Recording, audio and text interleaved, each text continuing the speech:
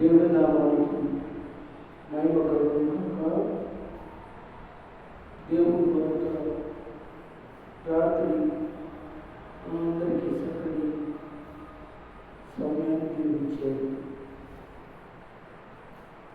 మరి భయంకరమైన ఎండలు, గాలులు, చాలా తీవ్రమైన పరిస్థితులు, చాలా చోట్ల ఎండ పడగాలి చనిపోయే వ్యక్తులు చాలా మంది ఉన్నారు. ఏమైనప్పుడు కూడా ఈ యొక్క మరి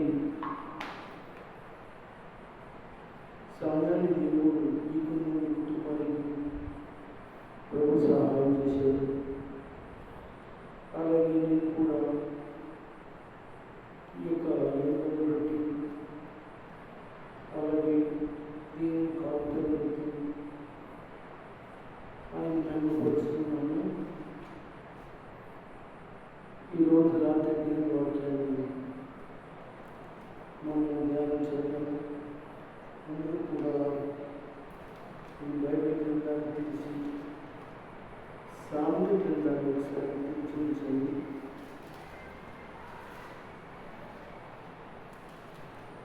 దయచేసి అందరూ కూడా సామెతల గ్రంథాన్ని తీర్చించాలని తెలియజేస్తున్నాను.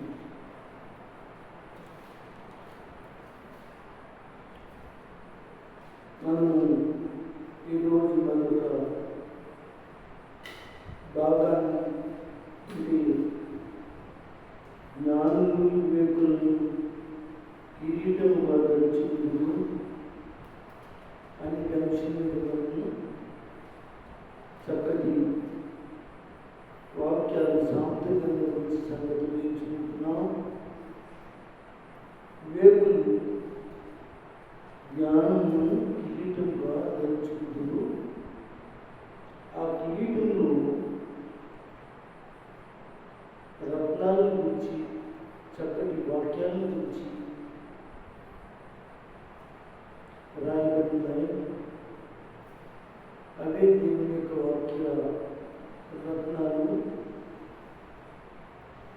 ఆ కిరీటంలో విశ్వాసైన వాడు, సహోదరుడైన వాడు, సంఘ బిడ్డలైన వాడు, అలాగే దేవుని అమర్చేటి వాడు ఎవరైతున్నాడు వారు ఏం చేయాలంటే ఈ చక్కటి వజ్రాలు కలిగిన మాటలు జ్ఞాన వివేకములు కలిగి వివేక జ్ఞానములు కలిగి వాటిలో వీటిని చేర్చి లేక కిరీటంగా ఆ రత్నాలను పొదిగింపబడినట్లుగా మీరు చక్కగా దేవుని యొక్క సన్నిధిలో మీరు వాక్యాన్ని నేర్చుకోవాలని తెలియజేస్తున్నాను.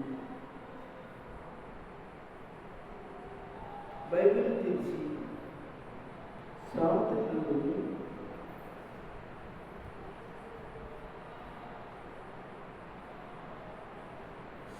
గ్రంథము 4వ అధ్యాయం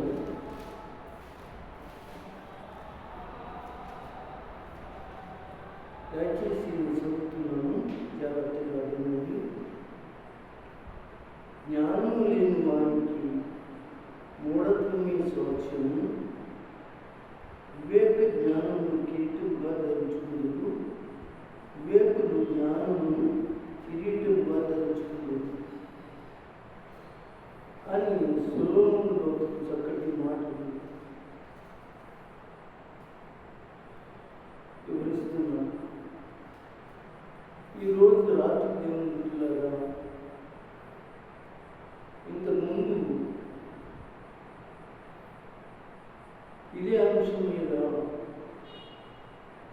మొదటి భాగంలో రెండవ భాగంలో కూడా నేను అనేక సంగతులు మీతో చెప్పడం జరిగింది. అయితే ఈ రాత్రి కూడా మరికొన్ని సంగతులు చెప్పాలనుకుంటున్నాను. ఎందుకంటే సామెతలు వజ్రాలు లాంటి మాటలు, రత్నాలు లాంటి మాటలు, మరి దేవుని కలిగిన వారికి ఎంతో నైపుణ్యత నేర్పించే మాటలు ఈ సామెత గ్రంథంలో దేవుడు రాసి ఉంచాడు. కనుక మనం ఏం చేయాలి అని ఆలోచన చేస్తే దేవునికి బిడ్డగా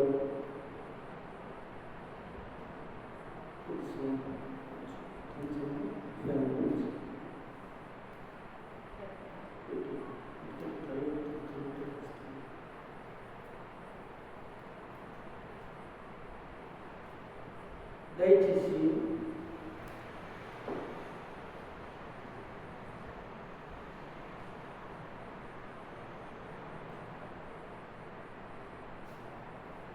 మరొకసారి మాట్లాడుకుందాం. జ్ఞానము లేని వారికి మూఢత్వమే స్వాస్థ్యం. మనము కింద లేని మనం వివరించుకుందాం. వివేకులు జ్ఞానము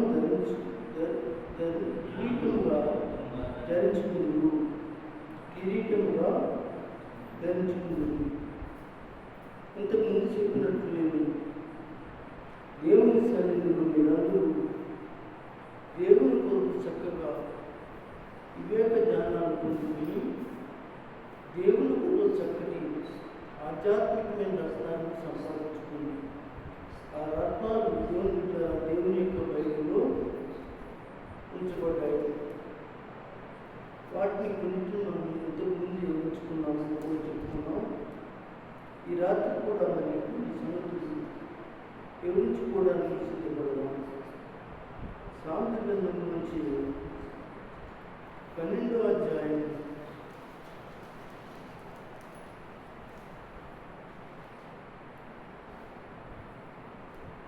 సామెత గ్రంథం 12వ అధ్యాయం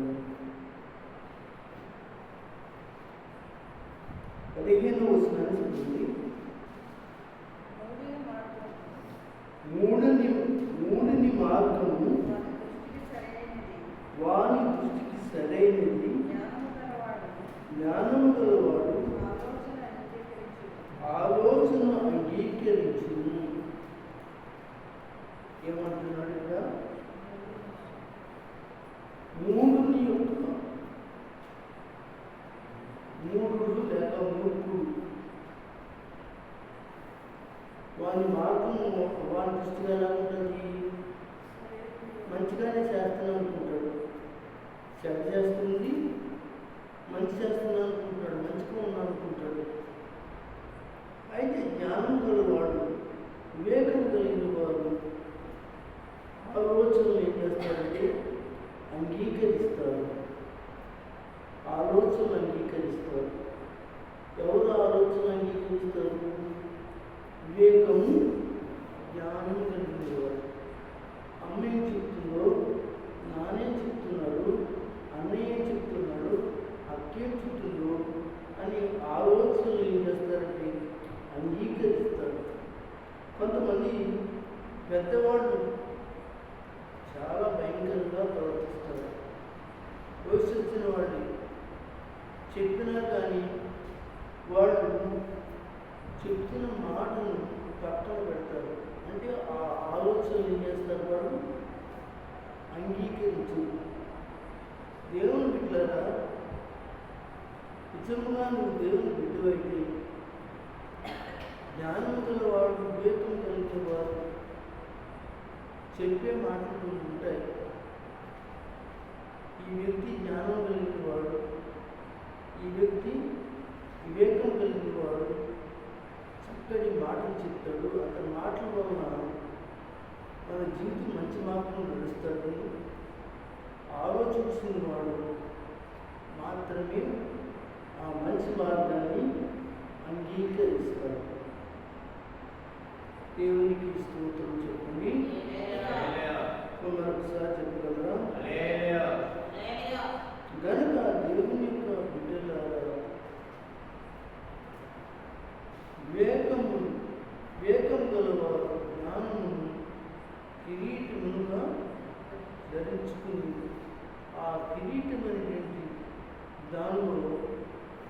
వాక్యమైన రత్నాలను ఒగు చేసుకుని భద్రపరుచుకుంటారు, లేక దాంట్లో భద్రంగా ఆ కిరీటం ఉంచుకుంటారు.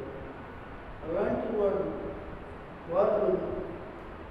జ్ఞానం కలిగిన వాడిని చేస్తారని ఆలోచనలు ఏం చేస్తారంటే అంగీకరిస్తారు. అంగీకరించాలి. అంగీకరిస్తేనే బాగుపడతారు. అంగీకరిస్తేనే మంచి మార్గం అనుకుంటారు. కనుక దేవుని బిడ్డలారా, ఈ రాత్రి వాక్యం ఉంటున్న మీరు, ఏది అంగీకరించకపోయినా దేవుని వాక్యాన్ని మాత్రం అంగీకరించండి.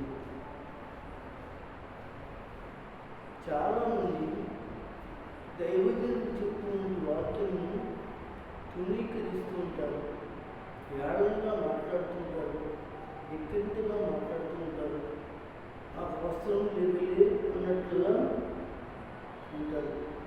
అంటే వాళ్ళు ఆ మాటలను అంగీకరించేటువంటి స్థితిలో లేదు, ఆ మాటలు వినే పరిస్థితిలో లేదు. చెప్పాలంటే వాళ్ళు ప్రస్తుతాయి చాలా మూర్ఖులు. కనుక దైవజనులు చెప్పే మాటలు లేక పెద్దలు చెప్పే మాటలు, మరీ ముఖ్యంగా పరిశుద్ధాత్ముడు తన వాక్యం ద్వారా మాట్లాడుతున్న మాటలను అంగీకరించుకోకుండా పెడదామని పెడుతూ ఉంటారు.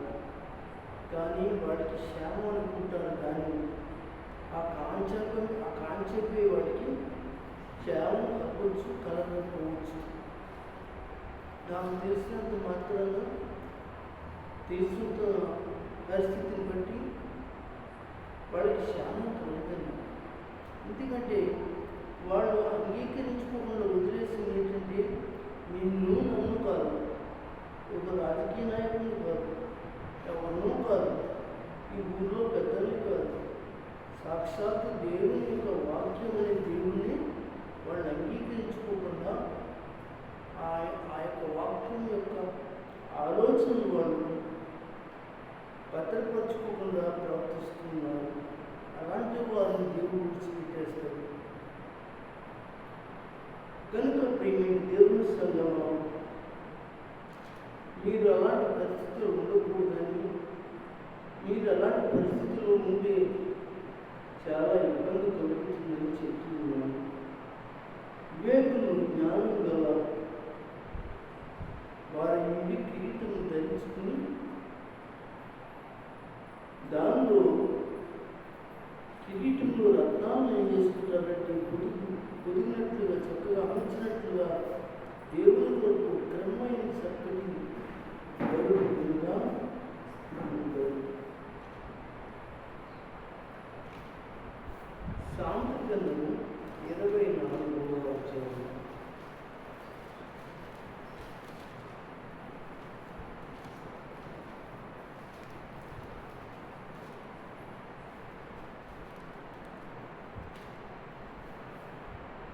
అందరూ తెచ్చి చూడండి. 24వ అధ్యాయం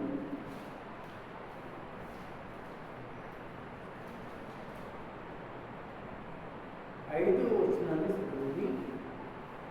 జ్ఞానం గలవాడు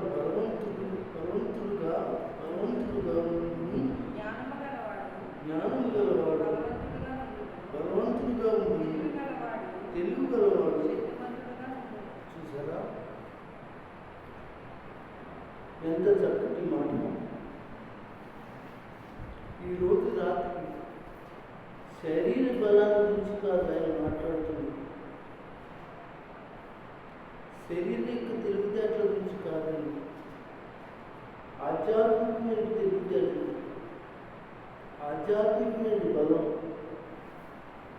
ఈరోజు మనం దేవుని పిల్లరా, నువ్వు ప్రార్థనలో ఎదగలేకపోతున్నావు, వాక్యంలో కూడా ఎదగలేకపోతున్నావు, దేవుని సన్నిధిలో దేవుని మాటను నువ్వు ఆలకించలేకపోతున్నావు.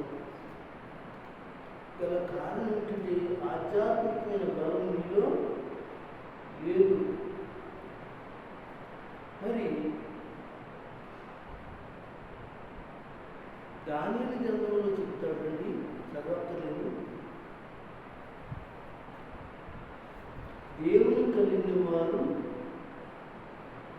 దేవుని చేతిలో బలవంతులు. ఆయన కలిగిన వారు దేవుని చేతిలో బలవంతులని దానియేలు గ్రంథంలో చెప్పబడింది. సరే, ఇక్కడ చెప్పిన మాట ఏంటి అంటే, జ్ఞానం గలవాడు బలవంతుడుగా ఉంటుంది. జ్ఞానవంతుడు ఏం చేస్తాడు? బలవంతుడుగా ఉంటాడు. వాడికి ఆస్తి బలం అక్కర్లా, చుట్టాల బలం అక్కర్లా, బంధువులు బలం అక్కర్లా, రాజకీయ నాయకుల యొక్క బలం అక్కర్లా, ఈ లోక సంబంధమైనటువంటి వారి యొక్క బలం అక్కర్లా. ఎవరి బలం కలిగి ఉన్నాడు? దేవుని బలం కలిగి ఉన్నాడు. ఆధ్యాత్మికమైనది ఆ యొక్క బలం చేత అతడు ఎక్కడ మాట్లాడాలో, ఎలా మాట్లాడాలో, ఎక్కడ కూర్చోవాలో, ఎక్కడ కూర్చోకూడదు, ఎక్కడ ఎవరితో ఏం మాట్లాడితే గంట వస్తాడు, ఎవరితో మాట్లాడితే మీరు కలుగుతాడు, ఇలా ఆధ్యాత్మికమైనది బలం కలిగిన వాడుగా ఉంటాడు. అది కూడా ఎవరంటే, ఈ రత్నాన్ని ఎవరు సంపాదించుకుంటారంటే, జ్ఞానులు లేక వివేకులు. జ్ఞానం గల వారు ఒక కిరీటంగా జ్ఞానాన్ని కానీ వివేకాన్ని కానీ కలిపి వాళ్ళు కిరీటంగా వారిపై పెట్టుకుంటే, ఆ రత్నం ఆ కిరీటంలో ఉంటే వాళ్ళ జీవితం చాలా బలవంతమైనది, ఆధ్యాత్మికమైన జీవితం ఉంటారు. ఆ బలం చేత ఎవరిని నిద్రిస్తాము? శరీర బలం చేత అయితే గులియాకు శరీర బలం చేత అందరినీ ఎదిరించి ఆ బలాన్ని చూసి అందరూ భయపడిపోయారు. ఇశ్రాయేలీ ప్రజలందరూ భయపడిపోయారు, ఎవరూ ముందుకు రాలేకపోయారు. అప్పుడు దావీదు బయటకు వచ్చి నేను చంపుతాను అన్నాడు. అప్పటికే ఆరితేరి బలవంతులైన వాళ్ళు ఇశ్రాయేలీలో ఉన్నారు, కానీ ఆరితేరి వాడు కాదు, ఒక బలవంతుడు కాదు, నైపుణ్యత కూడా కలిగిన వాడు కాదు, చిన్న పిల్లోడు. కానీ చిన్న పిల్లోడే కానీ ఆ దావీదు ఏమై ఉన్నాడు అని అంటే, దేవుని చేతిలో బలవంతుడై ఉన్నాడు. కనుక సాతాను జయించడానికి దేవుని ఆధ్యాత్మికమైన బలం కూడా కావాలి. అప్పుడే ఈ లోకాన్ని జయించగలుగుతారు. కనుక ప్రేమించి దేవుని బిడ్డలారా, ఎఫెసీ పత్రికలో చెప్తాడు, సర్వాంగవాసం గురించి చెప్పి వాడిని ఎదిరించడానికి ఏం కావాలి? బలం కావాలి. ఆ బలం కొన్ని ఆయుధాల గురించి కూడా చెప్తాడు. ఎఫెసీ పత్రికలో చెప్తాడు, 4వ అధ్యాయం కానీ 5వ అధ్యాయం కానీ. అందుచేతన మీరు ఆపద దినములు వారిని ఎదిరించుటకును సమస్తము నెరవేర్చిన వారి నిలబడుటకును శక్తివంతులైనట్టు, అవును, బలవంతులగినట్లు, దేవుడిచ్చే సర్వాంగ కవచం ధరించుకుని శక్తివంతులగినట్లు అంటే బలవంతులగినట్లు. ఇక్కడ అది చెప్పాడు కదా, జ్ఞానం గలవాడు బలవంతులగును, తెలివి గలవాడు శక్తివంతుడుగా ఉండును. కనుక దావీదు అంత ఫిలిష్తీయుడు చంపడానికి అతని శరీర బలం కాదు, కానీ దేవుని యొక్క ఆధ్యాత్మికను బలము చేత దేవుని నడిపింపు చేత ఏం చేయబడ్డాడంటే అక్కడ జీవించడం జరిగింది. అందరూ స్తోత్రం చెప్పండి. అందుకే సంఘం వివేక జ్ఞానం గల వారుగా మీరు ఒక కిరీటాన్ని ధరించుకొని ఆ కిరీటంలో రత్నాలను అని దేవుని వాక్యాన్ని పెట్టుకోండి అని దేవుని వాక్యం పరిశుద్ధాత్ముడు మాట్లాడుతున్నారు. ఇందులో 24వ అధ్యాయంలో మరొక మాట మనం చూద్దాం. 24వ అధ్యాయంలో మరొక మాట చూద్దాం. 14వ వచనం చదవండి. నీ ఆత్మకు జ్ఞానం అట్టిదని తెలుసుకును. ఆత్మకు జ్ఞానం అట్టిదని తెలుసుకును. అది నీకు దొరికిన ఎడల ముందుకు నీకు మంచి గతి కలుగును. చూసారా ఎంత మంచి మాటలండి. ఈరోజు ఈ మాటలు యవనస్తులైన వాడు చదివితే బాగుపడిపోతాడు. అసలు వాళ్ళు వస్తున్నది ఏంటి, వాడు జీవిస్తున్నది ఏంటి, అలా కనీసం బైబిల్ తీరుగాడు. మన సంఘంలో అంతమంది ఉన్నారు యవనస్తులు కూడా చెప్తుంటారు. కనీసం ప్రార్థన చేసుకుంటారో లేదో నాకు తెలియదు. వాళ్ళు ప్రార్థిస్తారో మాట్లాడిస్తారో తెలియదు. ఇప్పుడు బైబిల్ ఏం చెప్తారండి. ఒకప్పుడైతే చక్కగా చదివేవారు, చక్కగా వాక్యాన్ని చదివేవారు, బైబిల్ చర్చలు చదివేవారు, ఇంటికాడ కూడా చదివేవారు. ఈ లోకంలో పడిపోయారండి కొంతమంది అవనస్తులు సంఘంలో. నిజంగా వాళ్ళకి ఈ సామెతలు బుద్ధి నేర్పుతాయంటే, జ్ఞానం నేర్పుతాయంటే, సామెతలంతా చదివేశారు. వాళ్ళకి తెలివితేటలు అవుతాయి, జ్ఞానం అవుతుంది, వివేకం అవుతుంది. వాళ్ళు తెలివితో జాగ్రత్తగా జీవిస్తారు. ఏది చేయాలో, ఏది చేయకూడదో, ఏది చేస్తే మంచిదో, ఏది చేస్తో మంచిది కాదు. ఆత్మకు అండి, మన ఆత్మకు ఉన్నారు కదా, మన ఆత్మకు జ్ఞానము అట్టిదని తెలుసుకుంటుంది అంటున్నారు.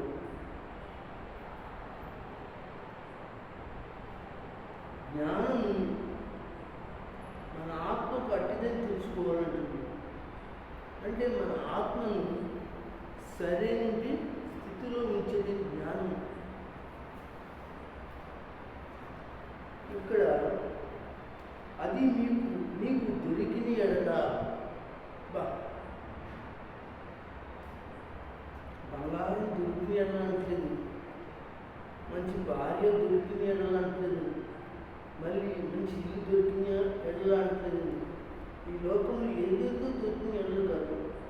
ఇదిగో నీ ఆత్మకు జ్ఞానము దొరికిన ఎడల, నీ ఆత్మకు జ్ఞానము దొరికిన ఎడల ముందుకు తర్వాత నీ జీవితం ముందు నీ జీవితం అవుతుందట. నీ గతి మంచి గతి, మంచి పరిస్థితి నీకు కలుగుతుంది. ఇప్పుడు అక్కర్లేదండి వాళ్ళకి, ఇప్పుడు జరిగిపోతుందని చూసుకుంటున్నారే కదా తప్ప రేపు పొద్దున్న నా పరిస్థితి ఏంటి, నా కుటుంబ పరిస్థితి ఏంటి, రేపు పొద్దున ఆడపిల్లైనా మగపిల్లడైనా వారి జీవితాలు ఆలోచించట్లేదు. రేపు పొద్దున్న పెళ్ళైతే ఆడపిల్ల, పెళ్ళైతే మగపిల్లలు, వారు జీవితాలు దేవుని కొరకు మంచిగా చేసుకుంటే రేపన్న రోజున ఆ జ్ఞానం మమ్మల్ని మంచి గతులను తీసుకెళ్తారు, మంచి పరిస్థితులు తీసుకెళ్తారని ఏ ఆడపిల్ల ఏ మగపిల్లలు కూడా ఆలోచన లేకుండా లోకంలో బ్రతుకుతున్నవారని మరొకసారి ఈ వాక్యం ఒకవేళ వాడి దాకా వెళ్ళిందనుకోండి, ఆ యవనస్తుల దాకా వెళ్ళిందనుకోండి వాక్యం, వాడు విని మారితే వారికి మంచి రోజు కలుగుతుంది దేవుని వాక్యం ద్వారా వారు మార్చుకుంటే అని మరొకసారి మిమ్మల్ని ఈ వాక్యం ద్వారా యవనస్తులను హెచ్చరించడం జరుగుతుంది. రైతులు హల్లెలూయా హల్లెలూయా. మరొక మాట 22వ అధ్యాయంలో కూడా చదువుతాం. 22వ అధ్యాయం చదువుతాం.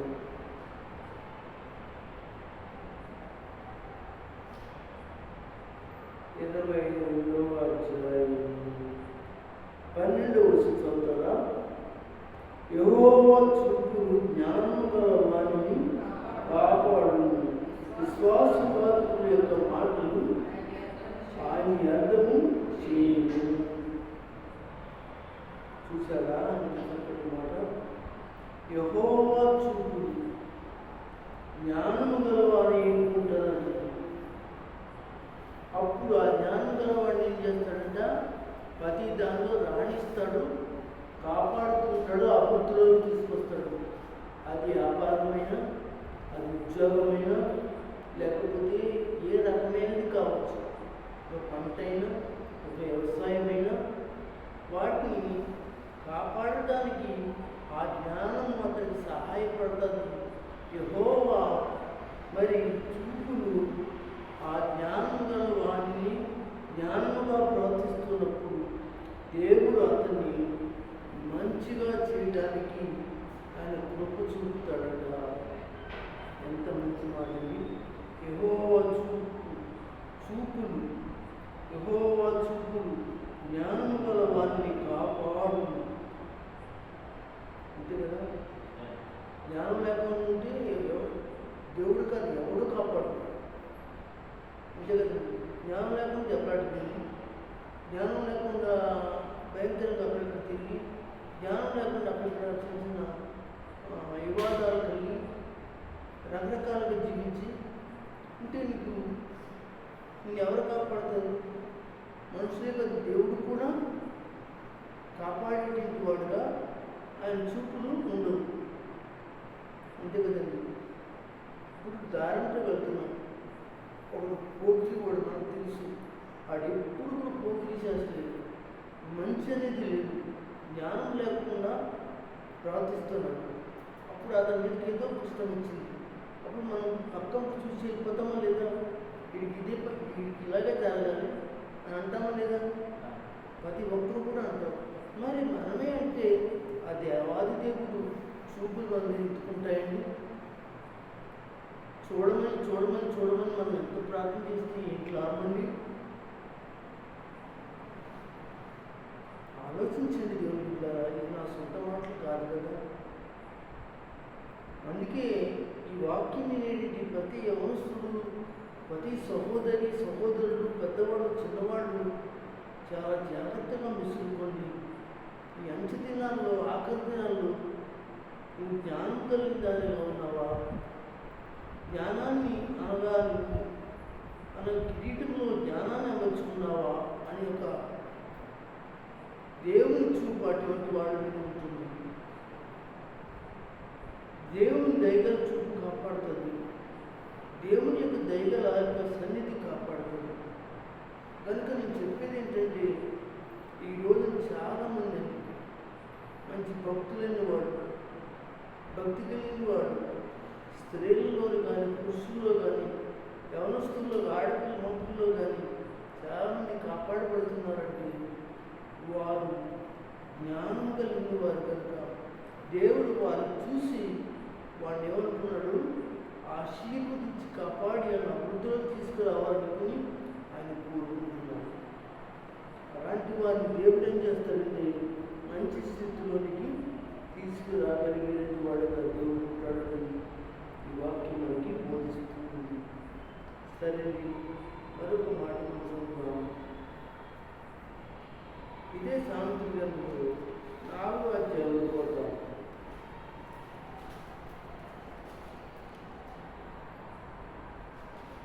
4వ అధ్యాయంలో పోతాం.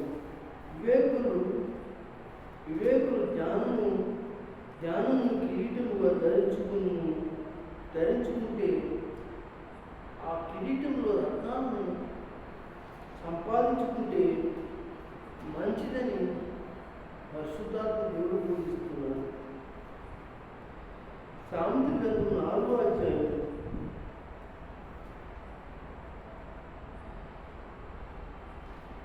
6వ వచనం చదవండి. జ్ఞానం విడవకుండిని ఎడల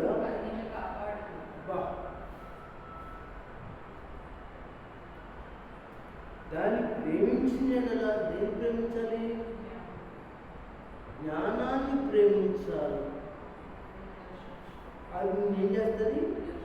అది విన్నారా? జ్ఞానం విడవకుండిని ఎడల అది నిన్ను కాపాడుతుంది. ఆ జ్ఞానం నిన్ను ఏం చేస్తుందంటే దాన్ని ప్రేమించిన అది నిన్ను రక్షిస్తాడు. సరే అండి, జ్ఞానము జ్ఞానము జ్ఞానము జ్ఞానం అని శాంతి గ్రంథంలో రాయబడింది. బైబిల్లో ప్రతి చోట కూడా జ్ఞానం గురించి రాయబడింది. అసలు జ్ఞానం అంటే ఎవరు? చదువుతున్నాం. ఆ జ్ఞానం కాపాడాలంటే దాన్ని ఎడవకూడదు. నువ్వు విడిస్తే ఆ జ్ఞానం నిన్ను కాపాడదట. ఆ జ్ఞానం ప్రేమించాలట. ఆ జ్ఞానం ఎవరు? యేసు ప్రభు అని మనం వాక్యంలో మనం ఎక్కడ చదువుకోగలం అంటే వాక్యాన్ని కూడా చూద్దాం. దయచేసి కొరింథీయులకు రాసిన పత్రిక, మొదటి కొరింథీయులకు రాసిన పత్రిక 1వ అధ్యాయం తర్వాత అండర్లైన్ చేసుకోండి. మీరు 24 కోసం చదవండి. కొంచెం గట్టిగా చదవండి.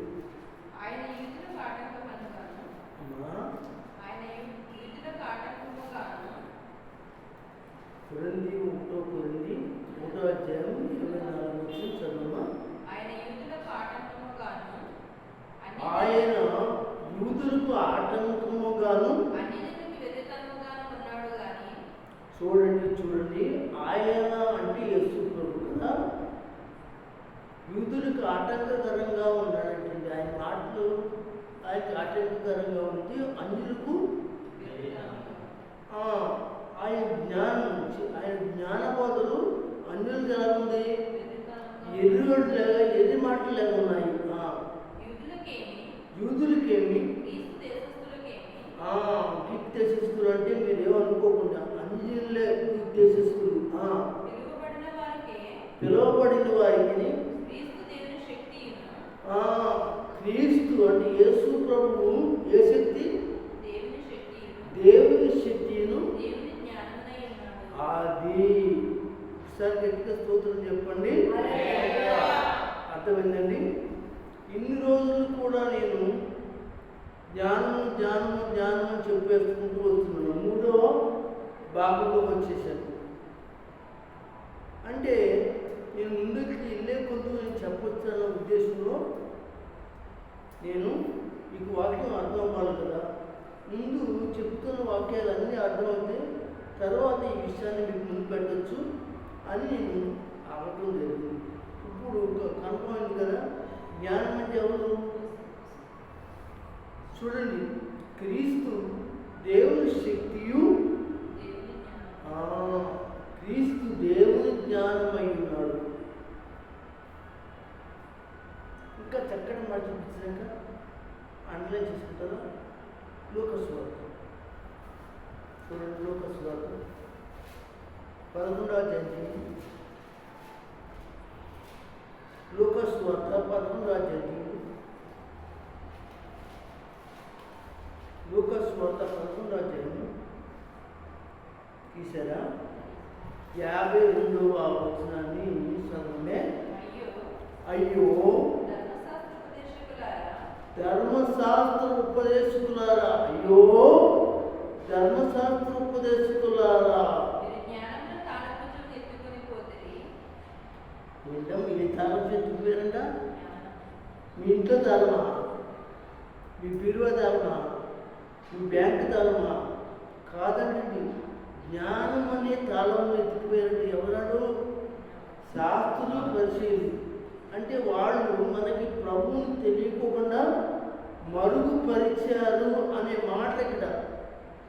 నేను చూడండి, అందరూ స్తోత్రం చెప్పండి. జ్ఞానం అనబడి యేసు ప్రభు మనకి పరిచయం అవ్వకుండా, ఆయనలోకి రాకుండా, ఆయన సంగతి తెలియకోకుండా కప్పిపెట్టేశారు, పట్టుకెళ్ళిపోయారు, పక్కన పెట్టేశారు తుప్పలో. అనగా చెప్తున్నట్టు యేసు ప్రభుని కూడా వాళ్ళు ఏం చేశారంటే చాలా రకరకాలుగా ఇబ్బంది చేశారు. అంటే దీనికి అర్థం ఏమిటంటే, జ్ఞానం అనబడిన యేసు ప్రభు కొరింథీయులకు రాసిన పత్రికలో కనపడ్డాడు కదా. ఆ జ్ఞానం అని యేసు ప్రభుని ఏం చేశారంట? ఎత్తుకుపోదామనుకున్నారంట. కానీ వాళ్ళు అవుతుందండి, అవును, ఆయన ఎందుకు వచ్చి ఈ లోకాన్ని రక్షించడానికి వచ్చిన, నరకానికి తాళం వేసి స్వర్గానికి తాళం తీయడానికి వచ్చినండి మహానుభావుడే. ఇది అర్థమైందండి. నరకానికి ఏం వేయాలనుకున్నాడు? తాళం వేయాలనుకున్నాడు, స్వర్గాన్ని తీయాలనుకున్నాడు. కనుక అలాంటి తాళం చేయగలిగిన వాడే మన యేసు రక్షకుడు. ఆ యేసు రక్షకుని ఎడవటం వల్ల కాపాడబడతామా అని అలాంటిది దొరికినప్పుడు అలాంటి ప్రేమను మనము విడిచిపెట్టుకుంటే మనం రక్షించబడతామా? అది సామెతల గ్రంథంలో చెప్తున్నది మాట 4వ అధ్యాయం 6వ వచనం. అంతా చదవండి. అవును, అంటే యేసు ప్రభువుని విడవకుండిని ఎడలా అది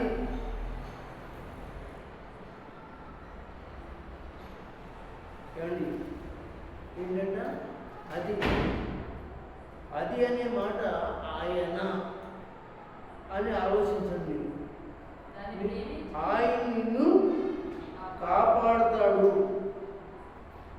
దానిని ఆ జ్ఞానాన్ని, ఆ యేసుని ప్రేమించాలి. ప్రేమించేలా అది ఆ జ్ఞానం అనబడిన యేసు ప్రభుని ఏం చేస్తాడు? రక్షిస్తాడు. నిన్ను విడిపించాలి అంటే, కాపాడాలంటే ఆయన ప్రేమించి ఏం చేయాలి? నువ్వే రక్షించుకోవడానికి ఆయన ప్రేమించాలని వాక్యం తెలియజేస్తుంది. దేవుని సంగమా, దేవుని బిడ్డలారా, ఈ రాత్రి కాలం ముందు ఇలాంటి గొప్ప జ్ఞానవాక్కులు సొలొమోను ద్వారా మనకి దేవుడు ఇచ్చాడంటే, ఈ రోజున సంఘం చాలా ధన్యత కలిగింది. ఆ సంఘంలో ఉన్న స్త్రీలు కానీ, పురుషులు కానీ, అనగా పెద్దవారు కానీ, చిన్నవారు కానీ, యవనస్తులు కానీ, ప్రతి ఒక్కరూ కూడా ఈ జ్ఞానవాక్కులు చాలా జాగ్రత్తగా ఆలోచించి చదివితే నిజంగా వాళ్ళ జీవితం ఏంటి పడుతుందని చదివినట్టుగా వారు అండి కాపాడబడతారని చదువుకున్నాం కదా. అలాగా దేవుడు కాపాడతాడని ఆయన చూపులు వారి మీద ఉంటాయని తెలియజేస్తూ, ఇదిగో వివేకులు జ్ఞానం గల వారి కిరీటము ధరించుకుంటారు. ఆ యొక్క కిరీటంతో పాటు ఆ కిరీటంలో రత్నాలని దేవుని వాక్యాన్ని కూడా సంపాదించుకోవాలని ప్రేమతో పరిశుద్ధాత్మను బోధించి మాట్లాడుతున్నాడు. కనుక ఇన్న వాక్యాన్ని పెడచోలు పెట్టకుండా చక్కగా దేవుళ్ళు మీరందరూ కూడా ఎదిగి ఫలించాలని ఈ నా మాటలు ఆశీర్వాదకరంగా దేవుడు, ఇది నా మాటలు కాదు కానీ దేవుని మాటలు, పరిశుద్ధాత్మ మాటలు కనుక మీకు ఆశీర్వాదకరంగా ఉండునుగాక. ఆమేన్.